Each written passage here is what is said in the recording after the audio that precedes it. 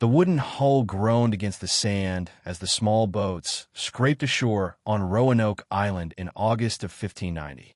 John White stepped onto the beach, his boots sinking into the wet mud while the humid evening air pressed down on him like a heavy blanket.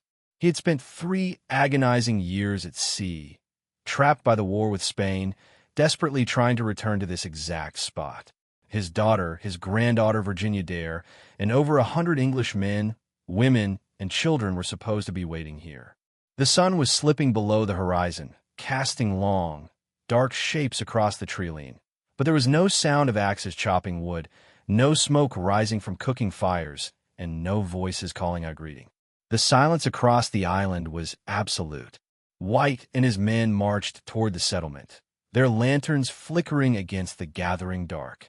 They expected to find a bustling community, a fort reinforced against the elements, or perhaps a defensive line meant to keep out threats. Instead, as they breached the perimeter, they found the area completely overgrown with weeds, high grass, and wild vines that had begun to swallow the structures whole. The houses had been taken down, not smashed or burned by attackers, but carefully dismantled as if the residents had plenty of time to pack up their belongings. Nothing remained except the heavy wooden palisade that had been built around the site, and even that structure held a strange message that would puzzle historians for centuries. Carved into one of the thick wooden posts of the fort entrance was a single clue, left behind in the rough bark. The letters CROATON were deeply etched into the wood, standing out sharply in the lantern light. On another nearby tree, the letters CRO were carved with similar precision. White stared at the inscriptions, his mind racing through the instructions he had left with the colonists before he sailed back to England in 1587. They had agreed that if they ever had to abandon the settlement, they would leave the name of their new destination behind. If they were fleeing in distress or under attack, they were supposed to carve a Maltese cross above the name. But as White searched the wood, there was no cross to be found. The absence of that distress signal gave White a brief surge of hope, suggesting the colonists had moved voluntarily to nearby Croton Island, which was home to a friendly Native American tribe. He knew the island well, as the chief Manteo had traveled to England and proven himself a loyal ally to the English crown. The plan seemed simple enough: just sail south to Croton Island, locate the settlers, and reunite with his family after years of forced separation. Yet, the weather in the Outer Banks was notoriously treacherous, and a fierce storm was already brewing over the Atlantic, churning up massive waves that threatened to smash White's ships against the shallow coastal reefs. The wind began to howl through the rigging of the English vessels, snapping ropes and threatening to drag the anchor lines out to sea. White pleaded with the captains to wait out the storm or press onward to Croton Island, but the weather grew too violent, and the fleet lost several anchors in the rough waters. With their supplies running dangerously low and the ships heavily damaged by the gale, the crew refused to risk their lives any further in the unpredictable currents.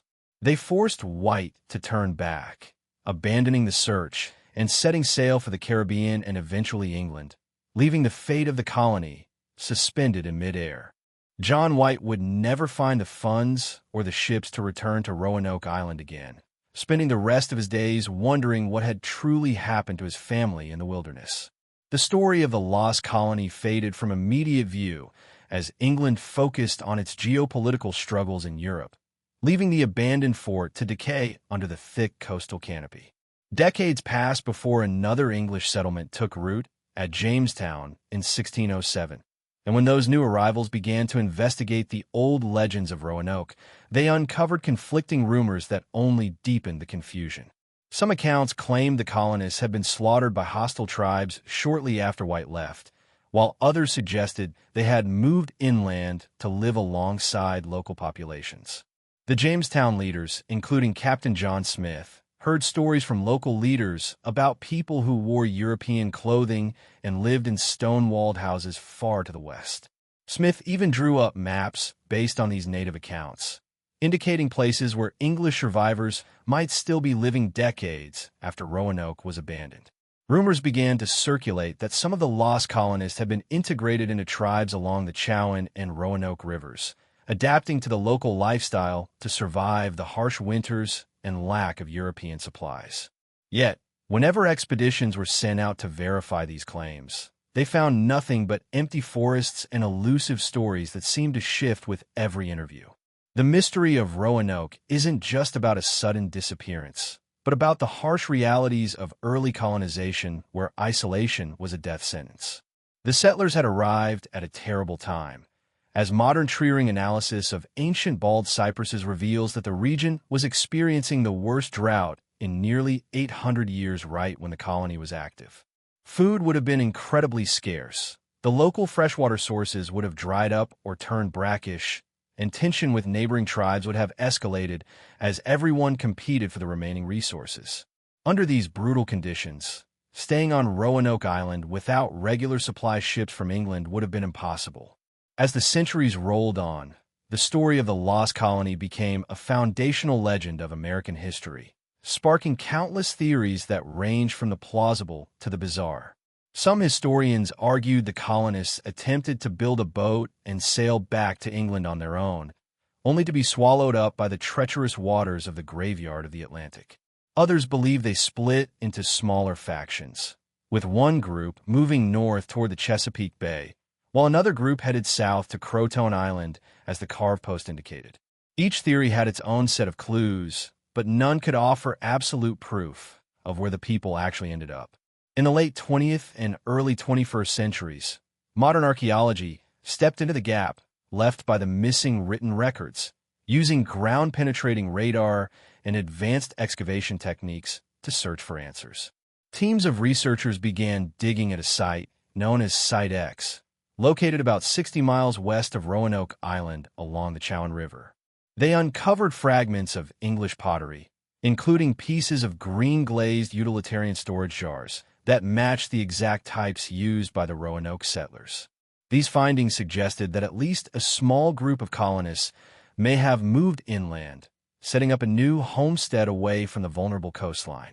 At the same time, excavations on Hatteras Island, formerly known as Croton Island, turned up a variety of European artifacts dating back to the late 16th century. Archaeologists discovered a 10-karat gold signet ring, pieces of iron tools, and fragments of English writing slate, mixed in with native artifacts and ancient village sites. While these objects proved that European goods were present on the island, they didn't necessarily mean the colonists lived there permanently, as the items could have been acquired through trade or salvage from the abandoned fort. The line between cultural exchange and actual physical survival remained incredibly thin and difficult to trace.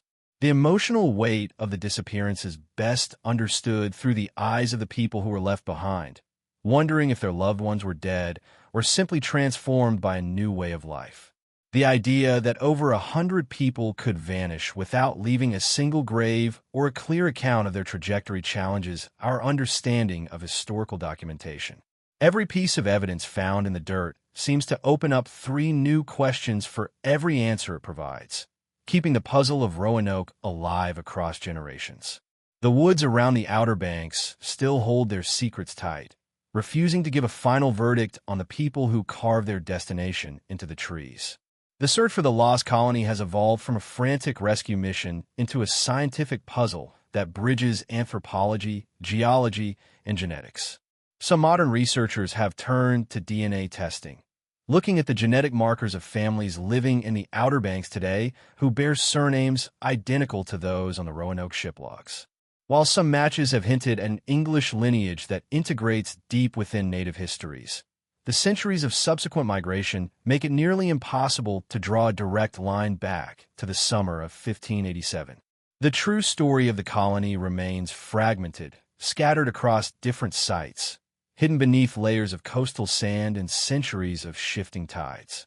When we look back at the Roanoke colony, we're looking at the fragile edge of early global exploration, where a single delayed ship could alter the course of an entire community's future. John White's return was supposed to be a triumph of endurance, but instead, it became a haunting reminder of how quickly the wilderness can reclaim human efforts. The carved letters on the fort post remain the last definitive statement from a group of people who stepped off the edge of the known map and into the deeper fabric of an uncharted continent. If this story of the lost colony of Roanoke made you wonder what really happened to John White's family, hit like so more people can discover it. Subscribe for more deep dives into history's greatest mysteries, and drop a comment below with your own theory. Do you think the colonists were killed, integrated into tribes, or tried to return to England on their own? Your ideas could spark the next episode.